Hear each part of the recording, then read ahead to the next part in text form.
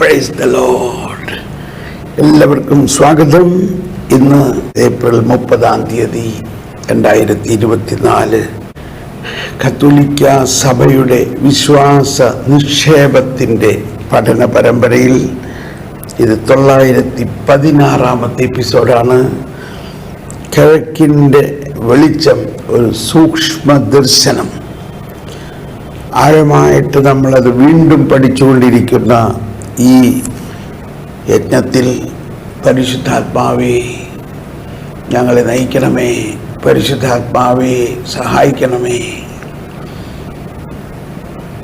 പ്രത്യേകിച്ച് ഈ കാലഘട്ടത്തിൽ നമ്മൾ പ്രാർത്ഥിക്കുന്നത് കിഴക്കിൻ്റെ വെളിച്ചം സഭ മുഴുവനെയും പ്രകാശിപ്പിക്കട്ടെ എന്നും, അതിലും പ്രത്യേകിച്ച് നമ്മുടെ സഹോദരങ്ങളെ എറണാകുളം അങ്കമാലി രൂപതയിൽ ഉള്ള എല്ലാ സഹോദരങ്ങൾക്കും ഈ രഹസ്യം ഉൾക്കൊള്ളാനും ഇതിനു വേണ്ടി അവർ വിട്ടുകൊടുക്കാനും മാർപ്പാപ്പയുടെയും സഭാപിതാക്കന്മാരുടെയും ആഹ്വാനത്തെ സ്വീകരിക്കാനും, അങ്ങനെ സഭ അല്പം ത്യാഗം സഹിച്ചുകൊണ്ട് ഒന്നായിട്ടുള്ള ഈ കുർബാനക്രമവും ഈ ആരാധനാക്രമവും അതിൻ്റെ മഹത്വം നമ്മുടെ തലമുറകളിലേക്ക് പടരാനും അത് സ്വീകരിക്കാനും വേണ്ടി പരിശുദ്ധാത്മാവെ സഹായിക്കണമേ. കിഴക്കിൻ്റെ വെളിച്ചം, ജോൺ പോൾ രണ്ടാമൻ മാർപ്പാപ്പയുടെ പ്രസിദ്ധമായ ഈ അപ്പസ്തോലിക പ്രബോധനം 1995 പ്രസിദ്ധീകരിച്ചത്. എന്നാൽ അതിനു മുമ്പ് കിഴക്കിൻ്റെ മഹത്വം എന്ന ലിയോ 13 മാർപ്പാപ്പയുടെ അപ്പസ്തോലിക പ്രബോധനം, അതോടൊപ്പം രണ്ടാം വത്തിക്കാൻ സൂനകദോസിൻ്റെ കിഴക്കൻ സഭകൾ എന്ന ഡിക്രിയും ഇതെല്ലാം ചേർത്ത് വായിക്കുമ്പോൾ നമ്മൾക്ക് മനസ്സിലാക്കാൻ സാധിക്കാത്ത രീതിയിൽ അത്രയ്ക്ക് മഹനീയമായ ഒരു പാരമ്പര്യത്തിൻ്റെ അവകാശികളാണ് നമ്മൾ. ആ പാരമ്പര്യത്തിൻ്റെ പിതൃസ്വത്താണ് നമുക്ക് ദൈവം തന്നിരിക്കുന്നത്. അതിന് നമുക്ക് ബഹുമാനത്തോടെയും ആദരവോടെയും ഉൾക്കൊണ്ടുകൊണ്ട് ദൈവമേ ഈ രഹസ്യം എല്ലാവർക്കും ഉൾക്കൊള്ളാനുള്ള കൃപ കൊടുക്കണമേ. നമുക്ക് പ്രാർത്ഥിക്കാം. സ്വർഗ്ഗസ്ഥനായ ഞങ്ങളുടെ പിതാവേ, അങ്ങയുടെ നാമം പൂജിതമാകണമേ, അങ്ങയുടെ രാജ്യം വരണമേ, അങ്ങയുടെ തിരുമനസ്സ് സ്വർഗത്തിലെ പോലെ ഭൂമിയിലുമാകണമേ.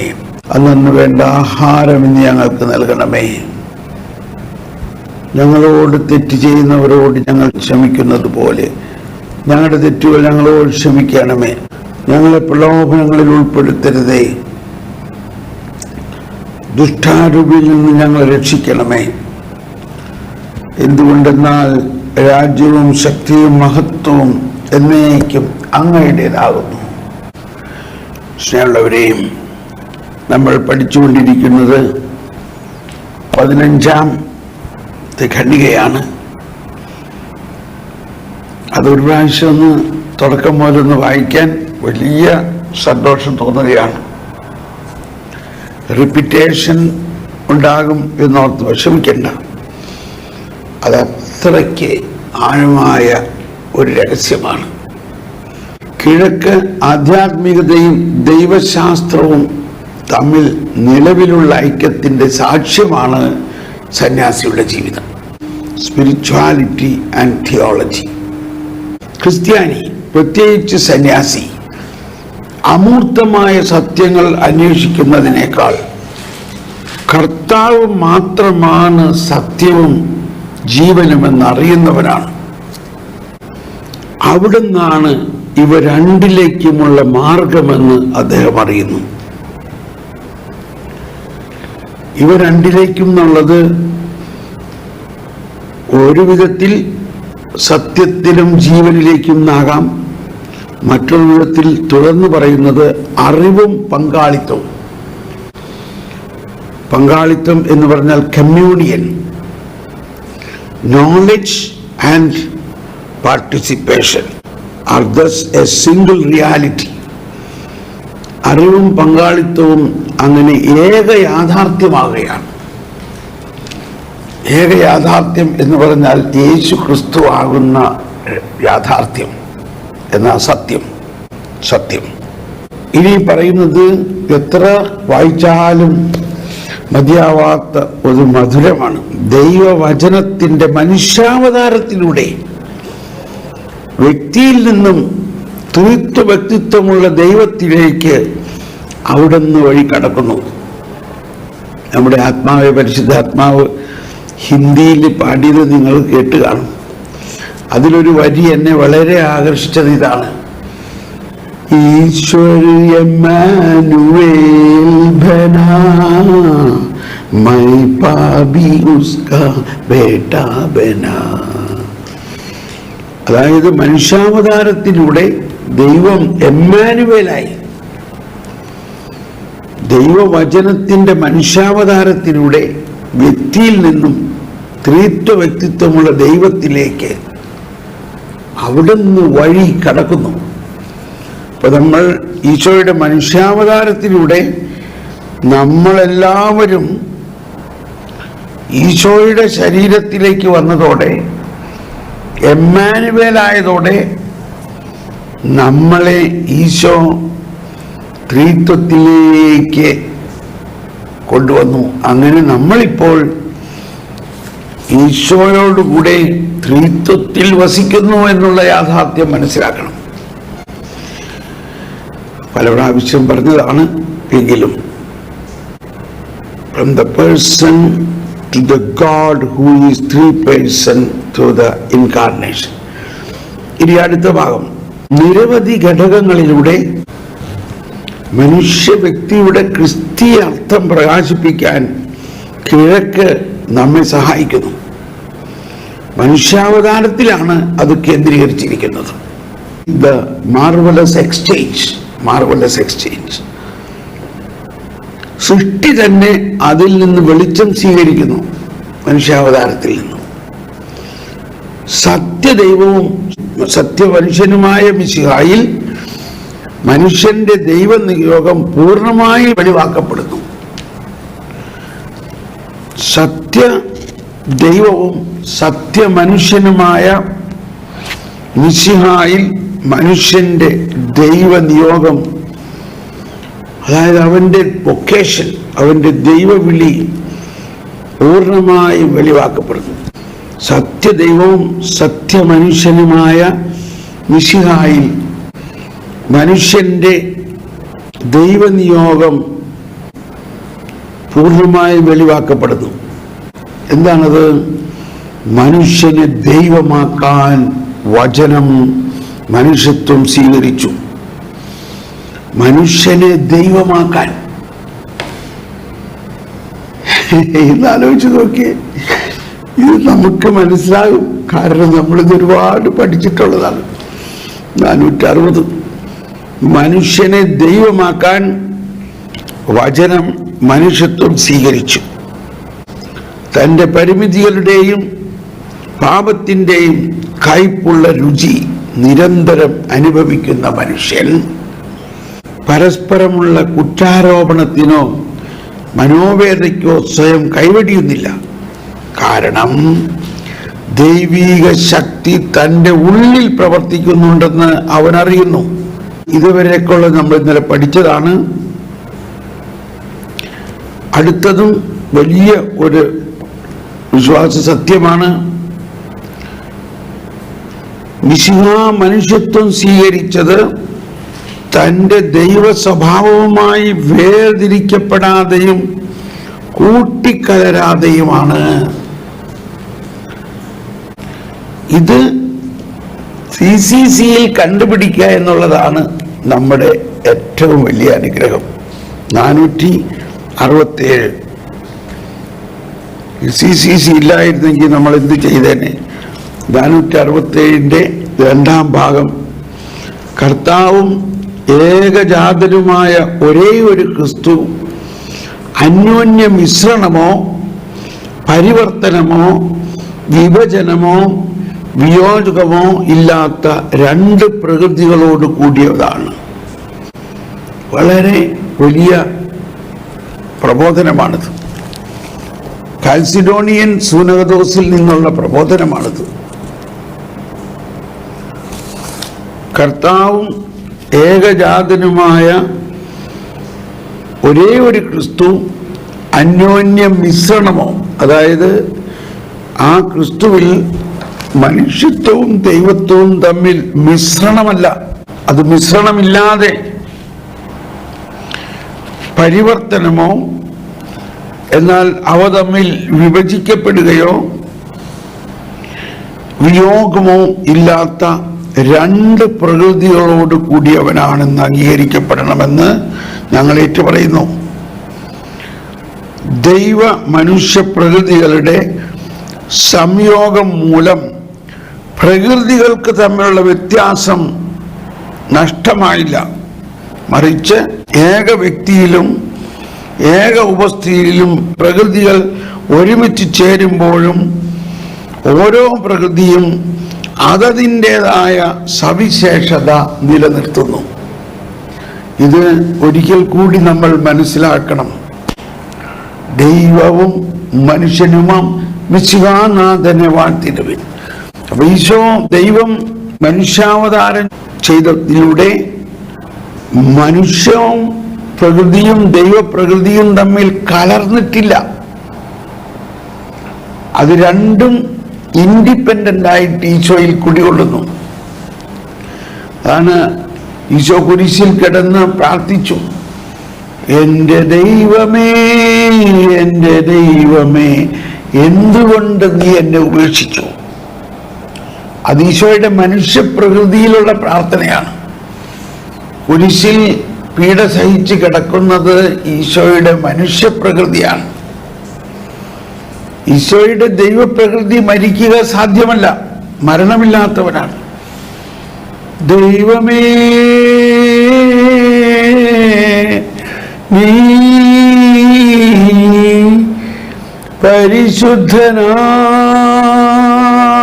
പരിശുദ്ധനാകുന്നു, ബലവാനേ,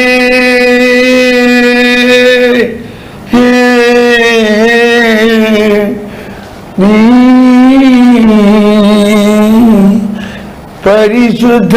പരിശുദ്ധനാകുന്നു, മരണമില്ലാത്തവനേ, നീ പരിശുദ്ധനാകുന്നു, ഞങ്ങൾക്ക് വേണ്ടി ക്രൂശിക്കപ്പെട്ടവനേ, ഞങ്ങളോട് കരുണയായിരിക്കണമേ. അപ്പൊ ഇതെല്ലാം പാടുമ്പോൾ ഇവിടെ രണ്ട് കാര്യമുണ്ട്. ഒന്ന് ദൈവത്വം, മറ്റൊന്ന് മനുഷ്യത്വം. ഈശോയുടെ ദൈവത്വവും മനുഷ്യത്വവും തമ്മിൽ ശ്രദ്ധിക്കണം, വേർതിരിക്കപ്പെടാതെയും കൂട്ടിക്കലരാതെയുമാണ്. ജോൺ പോൾ രണ്ടാമൻ മാർപ്പാപ്പ വെറും രണ്ട് ചെറിയ വാക്കാണ് അവിടെ ഉപയോഗിച്ചിരിക്കുന്നത്. പക്ഷെ അത് എവിടെ നിന്നാണ്? അത് കാൽസിഡോണിയൻ സൂനകദോസിൽ സഭ പ്രഖ്യാപിച്ച വിശ്വാസമാണ്. അതിൻ്റെ പിന്നിലുള്ള അറ്റാച്ച്മെന്റിൽ എഴുതിയിട്ടുണ്ട്, സിംബോളും കാൽസിഡോൺസി. സിംബോളും എന്ന് പറഞ്ഞാൽ വിശ്വാസ പ്രമാണത്തിനെയാണ് സിംബോളും എന്ന് പറയുന്നത്. സിംബോളും. അപ്പൊ ഇത് നമ്മൾ മനസ്സിലാകാത്തവര് ഈ കാറ്റഗിസത്തിൽ 467 മുഴുവനും വായിച്ചിട്ട് അത് മനസ്സിലാക്കാൻ ശ്രമിക്കണം. എന്നിട്ടും ആർക്കെങ്കിലും മനസ്സിലായില്ലെങ്കിൽ എന്നോട് വ്യക്തിപരമായി സന്ദേശം തരിക, ഞാനത് മനസ്സിലാക്കാൻ പരിശ്രമിക്കാം. അപ്പോൾ മിശിഹ മനുഷ്യത്വം സ്വീകരിച്ചത് തൻ്റെ ദൈവ സ്വഭാവവുമായി വേർതിരിക്കപ്പെടാതെയും കൂട്ടിക്കലരാതെയുമാണ്. ഇത് നമ്മൾ പരിശുദ്ധാത്മാവിൻ്റെ ജ്ഞാനത്തിലൂടെ വിചിന്തനം ചെയ്ത് ഹൃദയത്തിൽ ഉറപ്പിക്കണം. ദൈവവും മനുഷ്യനുമാം എന്ന് പറയുമ്പോൾ ആ ദൈവപ്രകൃതിയും മനുഷ്യപ്രകൃതിയും ഈശോയിൽ കൂട്ടിക്കലർന്നിട്ടില്ല. അത് രണ്ടും ഇൻഡിപെൻഡൻ്റ് ആയിട്ട് നിലനിൽക്കുകയാണ്. ഇനി തുടർന്ന്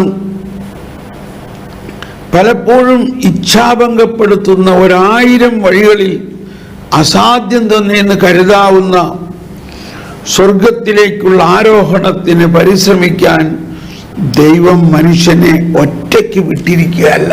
പ്രൈസ് ദി ലോർഡ്. നമ്മൾ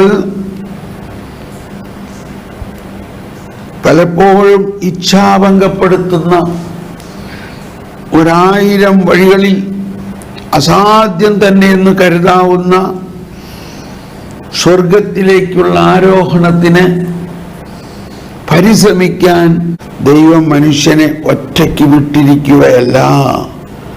പിന്നെയോ മഹത്വത്തിൻ്റെ ഒരു കൂടാരമുണ്ട്. ഏറ്റവും പരിശുദ്ധനായ കർത്താവായ ഈശോ എന്ന വ്യക്തിയാണത്. മഹത്വത്തിൻ്റെ ഒരു കൂടാരം. ഇതെല്ലാം നമ്മുടെ ആത്മാവ് പരിശുദ്ധാത്മാവ് എന്നുള്ള ഗാനത്തിൽ തന്നെ ഉണ്ട് എന്നുള്ളത് മനസ്സിലാക്കണം. ദൈവത്തിനാലയം ഞാനല്ലോ, ദൈവത്തിൻ കൂടാരം ഞാനല്ലോ. കണ്ടോ, മഹത്വത്തിൻ്റെ ഒരു കൂടാരം. നാം ഓരോരുത്തരും ദൈവത്തിൻ്റെ ഒരു ടാബർനാക്കിളാണ്. ഹിന്ദിയിൽ അതിന് മഞ്ജൂഷ എന്നാണ് പറയുന്നത്. മഞ്ജൂഷ, മഹത്വത്തിൻ്റെ ഒരു കൂടാരം. അത് ഇംഗ്ലീഷിൽ ഇങ്ങനെയാണ്: humanity was assumed by Christ without separation from his divine nature and without confusion. Confusion എന്ന് പറഞ്ഞാൽ കൂട്ടിക്കലർത്താതെ. There is a tabernacle of glory, which is the most holy person of Jesus the Lord. അതായത് ഒരു കൂടാരം ദൈവം നമുക്ക് വേണ്ടി സജ്ജീകരിച്ചിരിക്കുന്നു. മഹത്വത്തിൻ്റെ ഒരു കൂടാരമുണ്ട്.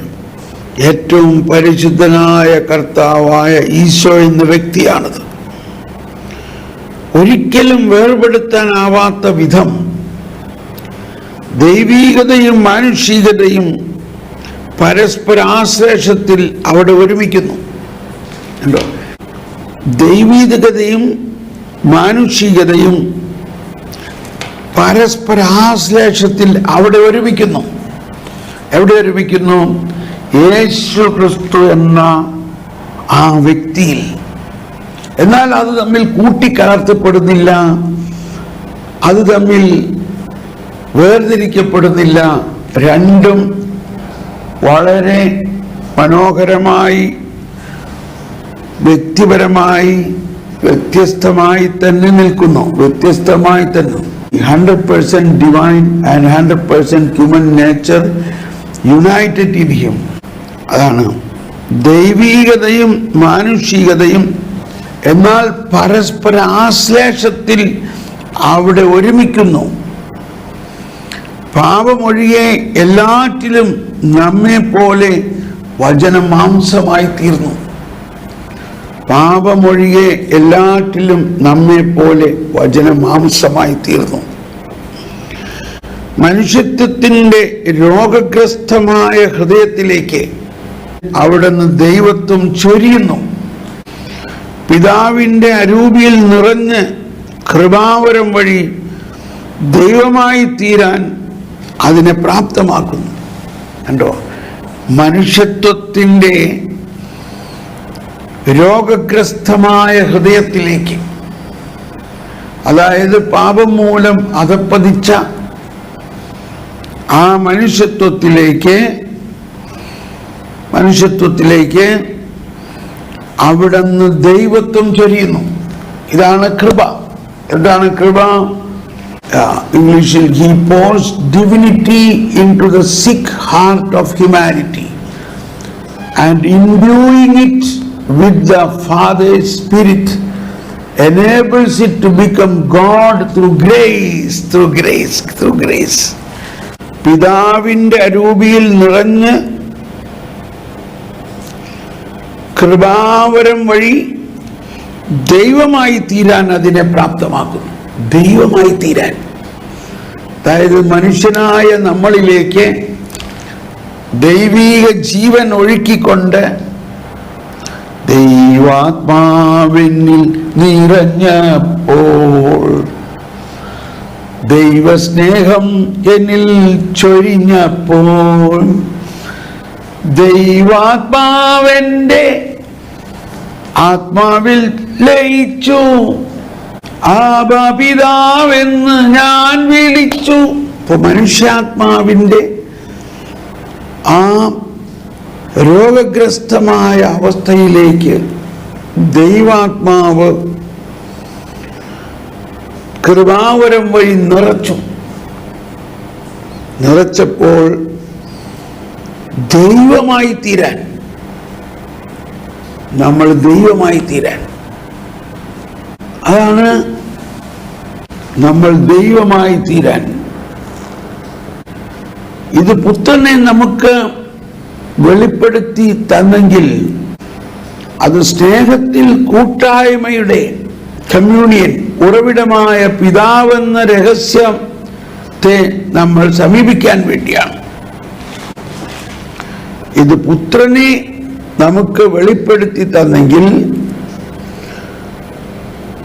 അവിടെ അത് സ്നേഹത്തിൽ കൂട്ടായ്മയുടെ ഉറവിടം, അതായത് നമ്മളിൽ ത്രിത്വൈക ദൈവത്തിൻ്റെ ആ ലയനം, മിശിഹാകർത്താവിൻ കൃപയും ദൈവപിതാവിൻ സ്നേഹമതും റൂഹാദൻ സഹവാസവുമീ നമ്മോടൊത്തുണ്ടാകട്ടെ.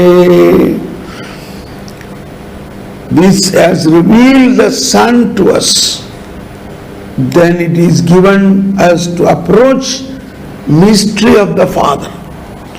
അപ്പോൾ ഈശോ തന്നെ പറഞ്ഞു, എന്നെ കാണുന്നവൻ പിതാവിനെ കാണുന്നു. പിതാവിലേക്കുള്ള വഴിയാണ് ഈശോ, വഴിയും സത്യവും ജീവനും.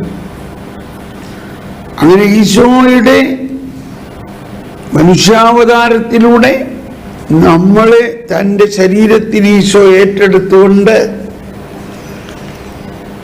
ഈശോ നമ്മളെയും കൊണ്ട് പിതാവിലേക്ക് നീങ്ങുകയാണ്. അവിടെ കൂട്ടായ്മയുടെ ഉറവിടമായ പിതാവെന്ന രഹസ്യത്തെ നമ്മൾ സമീപിക്കാൻ വേണ്ടിയാണ്. അപ്പോൾ ഏറ്റവും പരിശുദ്ധമായ ത്രിത്വം സ്നേഹത്തിൻ്റെ ഒരു കൂട്ടായ്മയായി നമുക്ക് കാണപ്പെടുന്നു. സ്നേഹത്തിൻ്റെ ആ കൂട്ടായ്മയുടെ അകത്ത് നമ്മളെയും ചേർത്തിരിക്കുന്നു. ഏറ്റവും പരിശുദ്ധമായ ത്രിത്വം സ്നേഹത്തിൻ്റെ ഒരു കൂട്ടായ്മയായി നമുക്ക് കാണപ്പെടുന്നു, നമുക്ക് അനുഭവിക്കാൻ പറ്റുന്നു, നമ്മളെയും ചേർത്ത് പിടിക്കുന്നു. ഇങ്ങനെയുള്ള ദൈവത്തെ അറിയുക എന്നാൽ, ഇങ്ങനെയുള്ള ദൈവത്തെ അറിയുക എന്നാൽ ലോകത്തോട് സംസാരിക്കാനും ലോകത്തിന് തന്നെ വെളിപ്പെടുത്താനുമുള്ള ദൈവത്തിൻ്റെ അടിയന്തര ആവശ്യം അനുഭവിച്ചറിയുക എന്നതാണ്. ഇങ്ങനെയുള്ള ദൈവത്തെ അറിയുക എന്നാൽ ലോകത്തോട് സംസാരിക്കാനും ലോകത്തിന് തന്നെ വെളിപ്പെടുത്താനുമുള്ള ദൈവത്തിൻ്റെ അടിയന്തര ആവശ്യം അനുഭവിച്ചറിയുക എന്നതാണ്. രക്ഷാചരിത്രം ദൈവസ്നേഹത്തിൻ്റെ ചരിത്രമല്ലാതെ മറ്റൊന്നുമല്ല. കണ്ടോ, രക്ഷാചരിത്രം ദൈവസ്നേഹത്തിന്റെ ചരിത്രമല്ലാതെ മറ്റൊന്നുമല്ല. താൻ സ്നേഹിക്കുകയും തിരഞ്ഞെടുക്കുകയും ചെയ്ത സൃഷ്ടിയോടുള്ള സ്നേഹമാണത്. പൗരസ്ത്യ സഭാപിതാക്കന്മാരുടെ ഉൾക്കാഴ്ച വ്യക്തമായി അവതരിപ്പിക്കുന്നത് പോലെ സൃഷ്ടി ഛായക്കനുസൃതമായ ഛായയായിരിക്കണമെന്ന് ദൈവം ആഗ്രഹിക്കുന്നു. ദ ഐക്കൺ ഓഫ് ഐക്കൺ, സൃഷ്ടി ഛായക്കനുസൃതമായ ഛായയായിരിക്കണമെന്ന് ദൈവം ആഗ്രഹിക്കുന്നു.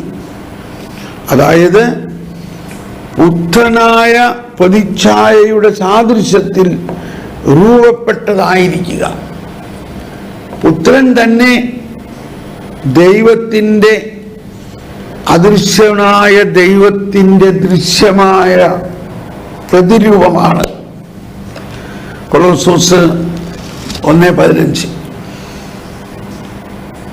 പുത്രൻ തമ്പുരാൻ അദൃശ്യനായ ദൈവത്തിൻ്റെ ദൃശ്യമായ പ്രതിരൂപമാണ്, ദൃശ്യമായ ഛായയാണ്. ആ ഛായയിൽ നിന്നാണ് എല്ലാ സൃഷ്ടിയും രൂപപ്പെട്ടത്. അതുകൊണ്ടാണ് the icon of the icon എന്ന് പറയുന്നത്. ദ ഐക്കൺ എന്ന് പറയുന്നത് ആ ഛായ. അങ്ങനെ സൃഷ്ടിപ്രപഞ്ചം മുഴുവനും ദൈവത്തിൻ്റെ ഛായയുടെ ഛായയാണ്.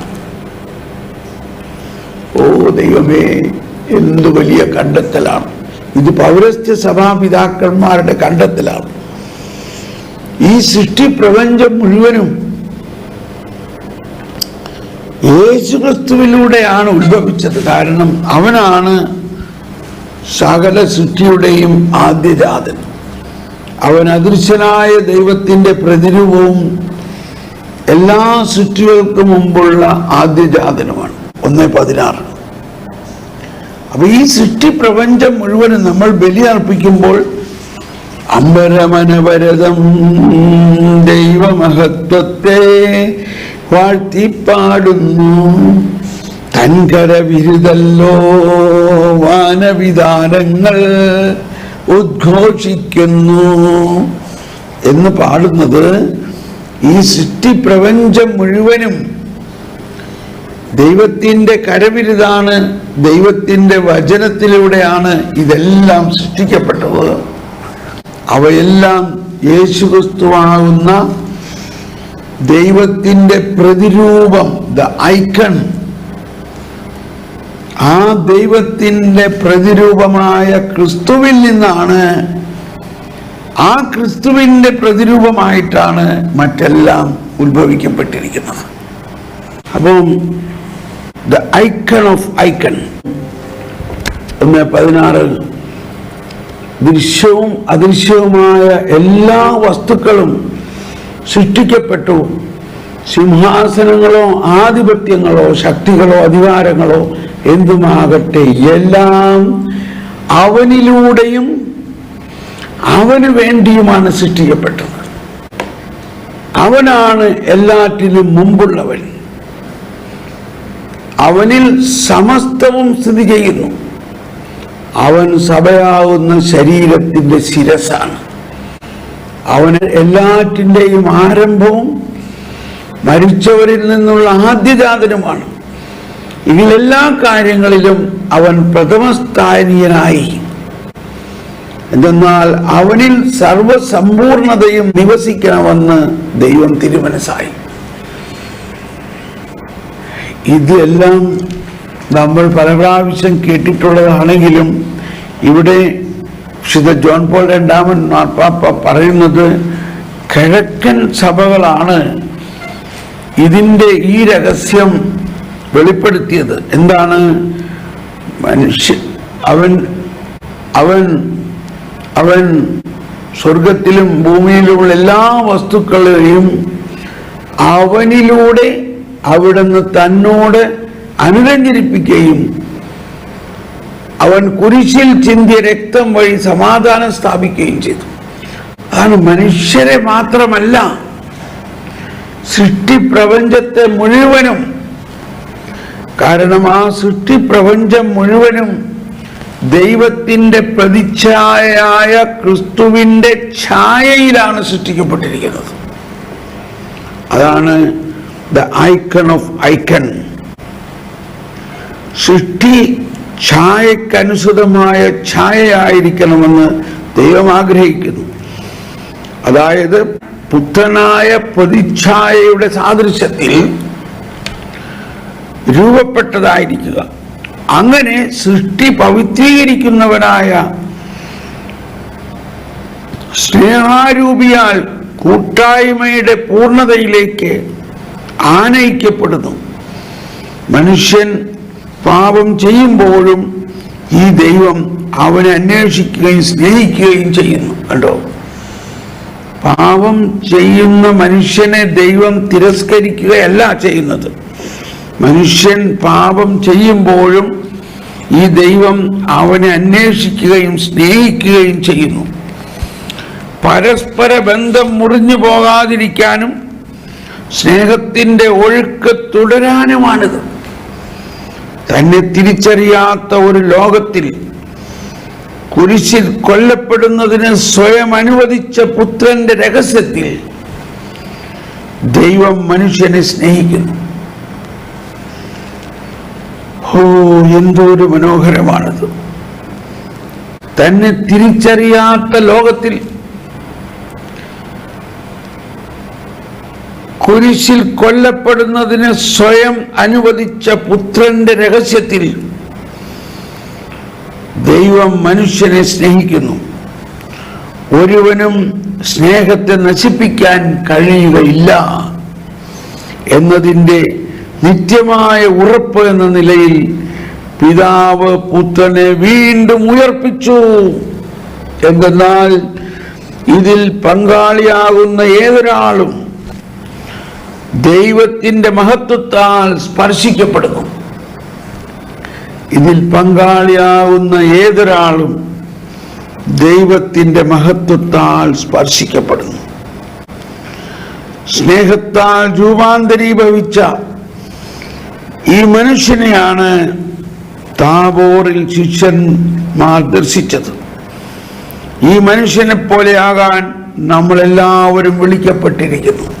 സ്നേഹത്തിൽ രൂപാന്തരീഭവിച്ച, അതായത് താബോർ മലയിൽ വെച്ച് രൂപാന്തരപ്പെട്ട ആ രൂപാന്തരീഭവിച്ച ഈ മനുഷ്യനെയാണ് താബോറിൽ ശിഷ്യന്മാർ ദർശിച്ചത്. അതെന്ത് വിസ്മയമാണ്!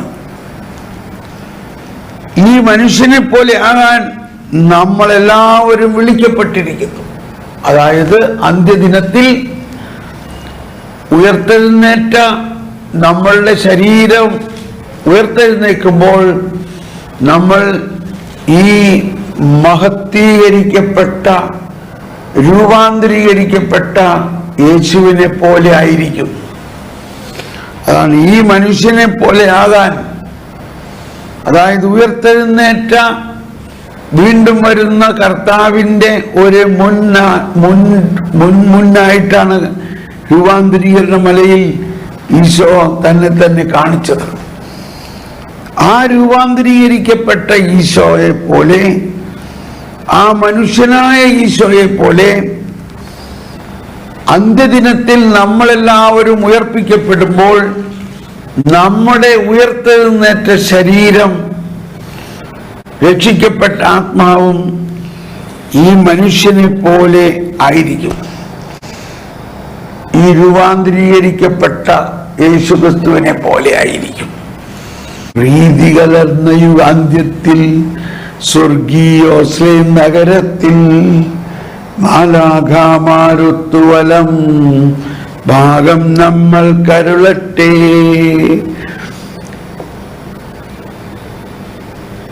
പാഴൂഴിയിലുയരും ശോശാന പൂക്കൾ പോൽ കൈപ്പണിയില്ലാത്തൊരു വസ്ത്രം ചാർത്തിയിടുമ്പോൾ ആദാമക്കൾക്കായി റൂഹുദിശ നെയ്ത വസ്ത്രമുയിർപ്പിൽ ചാർത്തിയിടും പുണ്യാത്മാക്കൾ. അതായത് ഈശോയുടെ വീണ്ടും വരവിൽ അഴുകിയ മനുഷ്യരെ എല്ലാവരെയും ഉയർപ്പിച്ച് അവരെ രൂപാന്തരപ്പെടുത്തുമ്പോൾ താബോർ മലയിൽ രൂപാന്തരീകരിച്ച് നിൽക്കുന്ന ആ മനുഷ്യപുത്രൻ എങ്ങനെയാണോ അതുപോലെ ആയിരിക്കും നമ്മളെല്ലാവരും, മനുഷ്യരെല്ലാവരും. അതെ, CCC 1042. നമ്മളിവിടെ നിർത്തണം. നമുക്കെല്ലാവർക്കും സ്തുതിച്ച് നന്ദി പറയാം. നമുക്ക് ഈ ക്ലാസ് ഇവിടെ അവസാനിപ്പിക്കാം. ഇത് വളരെ മനോഹരമായിരിക്കുന്നു. ഇത് നിങ്ങൾ വീണ്ടും വീണ്ടും വായിക്കുന്നത് നന്നായിരിക്കും. Hallelujah, hallelujah. കിഴക്കിന്റെ ശാസ്ത്രം ഉയർപ്പാണ്. Hallelujah, hallelujah. നമുക്ക് ഒരിക്കൽ കൂടി സ്തുതിച്ചുകൊണ്ട് ഈ അവസാനത്തെ വാക്കൊന്ന് ഉൾക്കൊള്ളാം. സ്നേഹത്താൽ രൂപാന്തരീകരിച്ച ഈ മനുഷ്യനെയാണ് താബോറിൽ ശിഷ്യന്മാർ ദർശിച്ചത്. ഈ മനുഷ്യനെ പോലെ ആകാൻ നാം എല്ലാവരും വിളിക്കപ്പെട്ടിരിക്കുന്നു. അതായത് ആ രൂപാന്തരീകരിച്ചിരിക്കുന്ന അവസ്ഥ പോലെ ആകാൻ നാം എല്ലാവരും വിളിക്കപ്പെട്ടിരിക്കുന്നു. അതെപ്പോഴാണ് ആകുന്നത്? അതാണ് വീണ്ടും വരവിൽ ആകുന്നത്. അതാണ് കിഴക്കിന്റെ വെളിച്ചം. ഈശോയുടെ വീണ്ടും വരവിൽ നാം എല്ലാവരും ഉയർത്തെഴുന്നേറ്റ ശരീരത്തോടു കൂടി ആയിത്തീരും. അത് നമ്മൾ ഇപ്പോഴേ തന്നെ മനസ്സിലാക്കിക്കൊണ്ടാണ് നമ്മൾ പാടുന്നത്. മർത്യനു നിത്യമഹോന്നതമാം ഉത്ഥാനം ഞാൻ അരുളുന്നു, അക്ഷയമവനുടെ ആത്മാവിൻ ഉത്തമ രക്ഷയുമേകുന്നു. അതാണ് കർത്താവേ, അങ്ങ് സത്യമായി ഞങ്ങളുടെ ശരീരങ്ങളെ ഉയർപ്പിക്കുകയും ആത്മാക്കളെ രക്ഷിക്കുകയും ജീവനെ നിത്യം പരിപാലിക്കുകയും ചെയ്യുന്നു പറയുന്നത്. അന്ത്യദിനത്തിൽ ഉണ്ടാകുന്ന ഉയർപ്പിൽ നമ്മുടെ ശരീരം, അഴുകിപ്പോയ നമ്മുടെ ശരീരം ഉയർത്തെഴുന്നേറ്റ് മഹത്വീകരിച്ച് രൂപാന്തരീകരിച്ച ഈശോയെ പോലെ നമ്മളാകും. Praise the lord. രൂപാന്തരീകരണ മലയിൽ മനുഷ്യനായ യേശു രൂപാന്തരീകരിച്ച് നമ്മളെ കാണിച്ചു തന്നത്, അതുപോലെ മനുഷ്യരെല്ലാവരും രൂപാന്തരീകരിക്കപ്പെടും ഈശോയുടെ വീണ്ടും വരവിൽ എന്ന് മുൻകൂട്ടി നമ്മളെ മനസ്സിലാക്കുകയാണ്.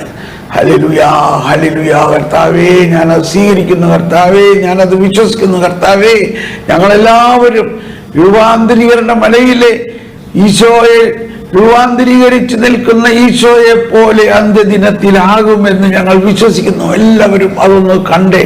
ആ രൂപാന്തരീകരണ മലയിൽ ഈശോ രൂപാന്തരീകരിക്കപ്പെട്ടു നിന്നപ്പോൾ ഈശോയോടൊപ്പം രൂപാന്തരീകരിക്കപ്പെട്ടു നിന്ന മഹത്വത്തിൽ കണ്ട മോശയും ഏലിയായും പോലെ നമ്മളെല്ലാവരും അന്ത്യദിനത്തിൽ രൂപാന്തരീകരിക്കപ്പെട്ട് കാണും.